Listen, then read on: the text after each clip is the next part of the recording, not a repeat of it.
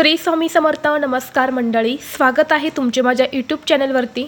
आजचा दिवस तुम्हाला खूप छान सुखाचा आनंदाचा जाऊ हीच मी स्वामींच्या चरणी प्रार्थना करते आणि आज या नवीन व्हिडिओला सुरुवात करते. आज 3 जुलै वार शुक्रवार आणि आज आहे संकष्टी चतुर्थी. सुखकर्ता दुःखहर्ता भगवान गणेश हे हिंदू धर्मातील सर्वप्रथम पूजले जाणारे बुद्धी, विवेक, ज्ञान, समृद्धी आणि विघ्नहर्ता देवता मानले जातात. आणि या चतुर्थीच्या दिवशी केवळ त्यांच्या नामस्मरणानेच जीवन हे मंगलमय होते. अशा या बाप्पाला समर्पित असलेला आजचा दिवस आहे, कारण आज संकष्टी चतुर्थी आहे. पंचांगण आणि ज्योतिषशास्त्रानुसार जुलै महिन्याच्या सुरुवातीलाच येणारी चतुर्थी तिथी ही अत्यंत विशेष आणि दुर्मिळ आहे, जिला कृष्ण पिंगल संकष्टी चतुर्थी असे म्हणतात. कारण या दिवशी अत्यंत शुभ योगायोग जुळून आला आहे. आपल्या हिंदू धर्मात संकष्टी चतुर्थी ही भगवान श्री गणेशाला समर्पित दिवस म्हणून मानला जातो. हिंदू पंचांगानुसार प्रत्येक महिन्यात पौर्णिमेनंतर येणाऱ्या कृष्ण पक्षातील चतुर्थीला संकष्टी चतुर्थी साजरी केली जाते. संकष्टी म्हणजे संकटांचा नाश करणारी. या दिवशी भगवान गणेशाची भक्तिभावाने पूजा, उपवास आणि चंद्रदर्शन केल्याने जीवनातील अडथळे, संकटे, दुःख दूर होतात अशी धार्मिक मान्यता आहे. जुलै महिन्याच्या सुरुवातीलाच येणारी संकष्टी चतुर्थी ही खूप विशेष आहे, कारण ही कृष्ण पिंगल संकष्टी चतुर्थी आहे. ही चतुर्थी ज्येष्ठ महिन्याच्या कृष्ण पक्षाच्या चतुर्थ तिथीला येते. यावर्षी या संकष्टी चतुर्थीला सर्वार्थ सिद्धी योग तयार होत आहे, ज्या दरम्यान विघ्नहर्ता भगवान गणेशाची पूजा केली जाणार आहे. या चतुर्थीचा प्रारंभ आज शुक्रवारी 3 जुलैला सकाळी 11:30 झालेला आहे आणि समाप्ती 4 जुलैला दुपारी 12:39 समाप्त होणार आहे. उदय तिथी लक्षात घेऊन तसेच चंद्रोदयाची वेळ ही लक्षात घेऊन कृष्ण पिंगल चतुर्थी तिथी ही आज 3 जुलै रोजी साजरी होणार आहे. आजच आपल्याला व्रत करायचं आहे आणि रात्री चंद्राची पूजा करून हे व्रत आपल्याला सोडायचं आहे. या सर्वार्थ सिद्धी योगामध्ये जर आपण काही प्रभावी उपाय किंवा सेवा केल्या तर आपल्या सर्व मनोकामना ह्या पूर्ण होतात. साक्षात भगवान श्री गणेशाचा आशीर्वाद हा आपल्याला प्राप्त होतो आणि म्हणून या दिवशी खास काही प्रभावी उपाय सुद्धा केले जातात. आज व्हिडिओमध्ये मी तुम्हाला एक अत्यंत प्रभावी असा उपाय सांगणार आहे.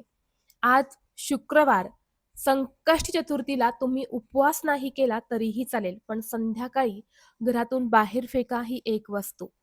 कोणताही शत्रू हा 2 दिवसात संपेल. 7 पिढ्यांचे दारिद्र्य नष्ट होऊन कुटुंबावर कधीच वाईट संकट येणार नाही. घराची, मुलांची, पतीची अगदी भरभरून प्रगती होईल. जीवनातील सर्व समस्या ह्या दूर होतील.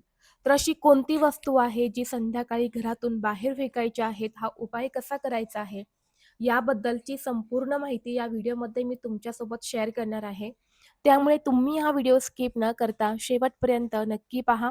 चॅनलवरती नवीन असाल तर सबस्क्राईब करा आणि असेच माहितीपूर्व नवनवीन व्हिडिओ पाहण्यासाठी बेल आयकॉनलाही प्रेस करा. म्हणजे जेव्हा कधी मी नवीन व्हिडिओ अपलोड करेल त्याचं नोटिफिकेशन सर्वात अगोदर तुम्हाला भेटेल आणि तुम्ही एक पण व्हिडिओ मिस करणार नाही. तसेच व्हिडिओला एक हाईप देखील द्या. आज या व्हिडिओमध्ये मी तुम्हाला जो उपाय सांगणार आहे तर हा उपाय आपल्याला आज चतुर्थीला संध्याकाळी करायचा आहे. संध्याकाळी 6 वाजल्यानंतरनं अगदी रात्री तुम्ही 12 वाजेपर्यंत हा उपाय कधीही करू शकता. कारण संपूर्ण रात्रभर ही चतुर्थी तिथी असणार आहे. त्यामुळे तुम्ही 6 वाजल्यानंतरनं अगदी रात्री 12 वाजेपर्यंत हा उपाय कधीही करू शकता. आता हा उपाय आपल्याला संध्याकाळी करायचा आहे, पण दिवसभरामध्ये आपल्याला गणपती बाप्पांची पूजा अर्चा ही आवर्जून करायची आहे. गणपती बाप्पांची मूर्ती असेल तर अभिषेक करा, फोटो असेल तर स्वच्छ पुसून काढा. गणपती बाप्पांना 21 दुर्वा, जास्वंदाची फुलं असतील तर ती अर्पण करा. धूप, दीप, अगरबत्ती लावून गणपती बाप्पांची विधिवत पूजा करायची आहे. गूळ खोबऱ्याचा किंवा मोदक, लाडू तुम्ही नैवेद्य म्हणून अर्पण करू शकता. आणि यानंतर सायंकाळी आपल्या देवघरामध्ये दिवा प्रज्वलित करून घ्यायचा. गणपती बाप्पांची आरती करायची आहे आणि यानंतरच तुम्हाला हा उपाय करायचा आहे. कारण हा उपाय करण्या अगोदर आपल्याला गणपती बाप्पांची पूजा करून त्यांना प्रसन्न करायचं आहे आणि यानंतर हा उपाय करायचा आहे, जेणेकरून आपल्याला या उपायाचं फळ हे प्राप्त होईल. आता हा उपाय का करायचा आहे? जर घरामध्ये सतत वाद, विवाद, क्लेश, भांडणे होत असतील, कुटुंबामध्ये सदस्य आहे पण एकमेकांमध्ये अजिबात पटत नसेल, सतत घरामध्ये नकारात्मक वातावरण तयार होत असेल किंवा घरामध्ये सतत आजारपण असेल, आलेला पैसा हा आजारपणामध्येच निघून जात असेल, एक व्यक्ती आजारी पडला की पुन्हा दुसरा व्यक्ती आजारी पडतो, सतत अशा गोष्टी तुमच्या घरामध्ये घडत असतील, तर हा उपाय नक्की करून पहा. कारण भगवान श्री गणेश हे विघ्नहर्ता, संकट दूर करणारे देवता आहेत आणि म्हणून या त्यांच्या तिथीवरती हा उपाय जर केला तर तो खूप जास्त प्रभावी ठरतो. त्याचबरोबर जर घरातली मुलं सतत हट्टीपणा करत असेल, चिडचिड करत असेल, सांगितलेली कोणतीही गोष्ट ऐकत नसेल किंवा घरात शिक्षण घेणारी मुलं असतील आणि त्यांना अभ्यास करावासा वाटत नसेल किंवा तुमची मुलं जो काही अभ्यास करतात ते त्यांच्या लक्षात राहत नसेल, मुलांना मनासारखी नोकरी मिळत नसेल किंवा मुलांच्या विवाहामध्ये काही समस्या येत असतील, तर हा उपाय तुम्ही आवर्जून करा. तसेच हा उपाय केल्याने घरातील आर्थिक समस्या या सुद्धा दूर होतात.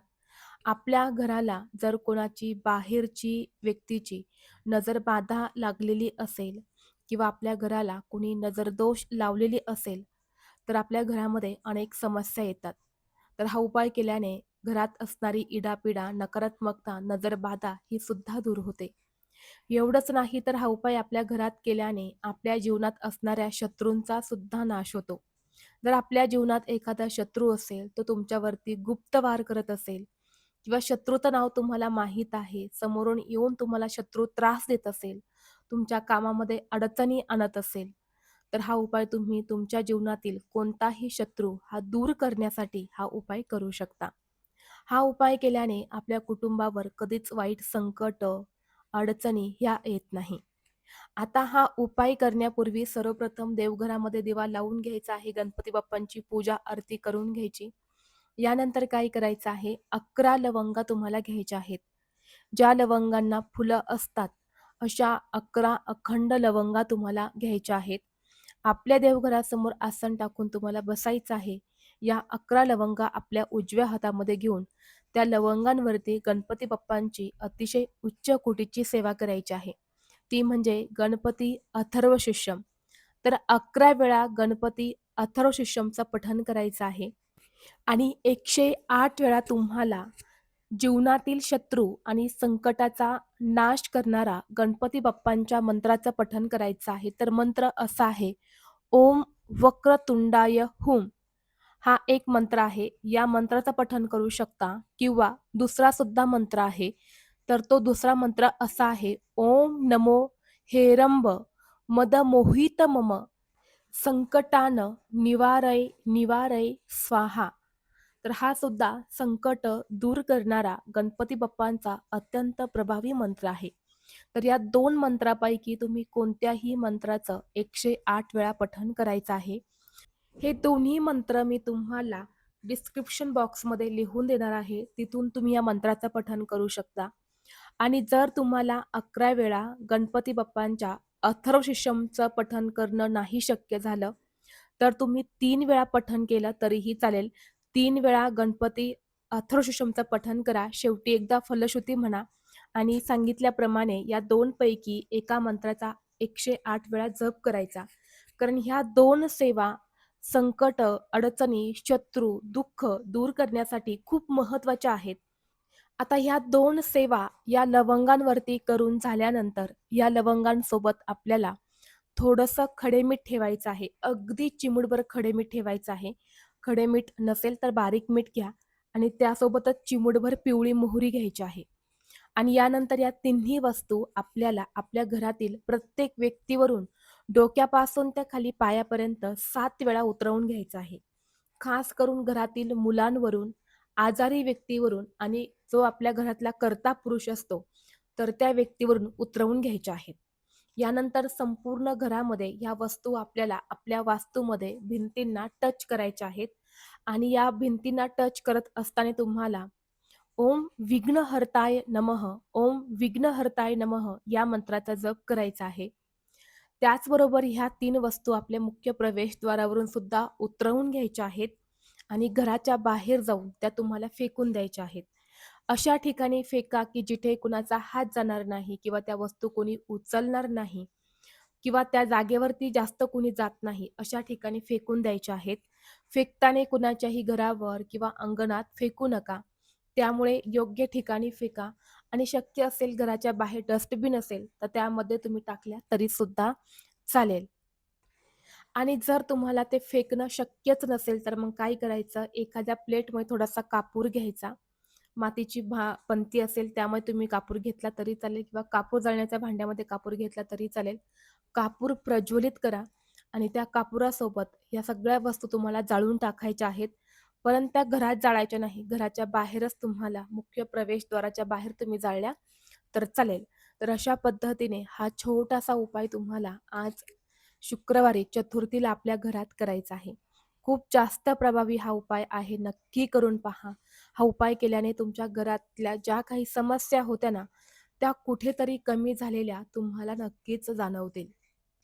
त्याचबरोबर आपल्या कुटुंबावर कधीही वाईट संकट, विघ्न, अडचणी या येऊ नये किंवा आपल्या घराला कोणीही नजरबाधा करू नये, यासाठी एक उपाय सांगते, नक्की करा. तर आपल्याकडे जो लाल पिवळ्या रंगाचा कलाव्याचा धागा असतो, ज्याला मौली धागा सुद्धा म्हणतात किंवा रक्षासत्र सुद्धा म्हणतात. तर तो एक मोठा लांब धागा घ्यायचा आहे आणि त्या धाग्याला 7 गाठी मारायच्या आहे. 7 गाठी मारताना तुम्हाला गणपती बाप्पांच्या कोणत्याही एका प्रभावी मंत्राचा जप करायचा आहे. मग त्यामध्ये तुम्ही गणपती बाप्पांचा अतिशय प्रभावी म्हणजेच बीजमंत्र ओम गण गणपते नमः हा गणपती बाप्पांचा बीजमंत्र आहे. तर या मंत्राचं पठण करत तुम्हाला त्या 7 गाठी त्या धाग्याला बांधायच्या आहे. आणि यानंतर हा जो धागा आहे ना, हा फक्त तुम्हाला मुख्य प्रवेशद्वारावरती जिथे कुठे बांधायला, अडकवायला किंवा ठेवण्यासाठी जागा असेल ना, तिथे ठेवून द्यायचा आहे. कायमस्वरूपी हा धागा तिथेच राहू द्या. काही दिवसानंतर तो खराब जाता काढून निर्माल्यामध्ये टाका. पुन्हा चतुर्थी तिथी आली, की असाच धागा तुम्हाला बनवून तुमच्या मुख्य प्रवेशद्वारावरती ठेवायचा आहे.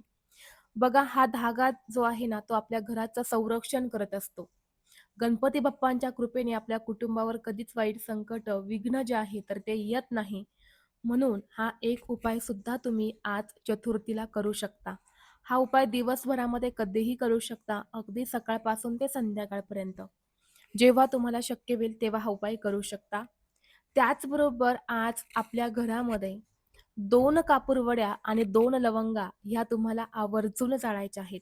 या सुद्धा सायंकाळीच जाळायच्या आहेत. काय करायचं?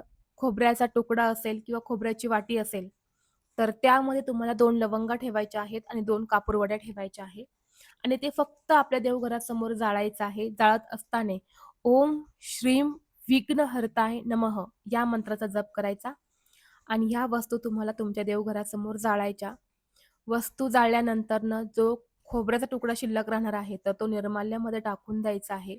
कोणीही खाणार नाही. घरामध्ये याची काळजी घ्यायची आहे, कारण त्यामध्ये आपल्या घरातली नकारात्मकता जी आहे, तर ती आकर्षित झालेली असते. त्यामुळे हा एक उपाय सुद्धा तुम्ही आज तुमच्या घरामध्ये करू शकता.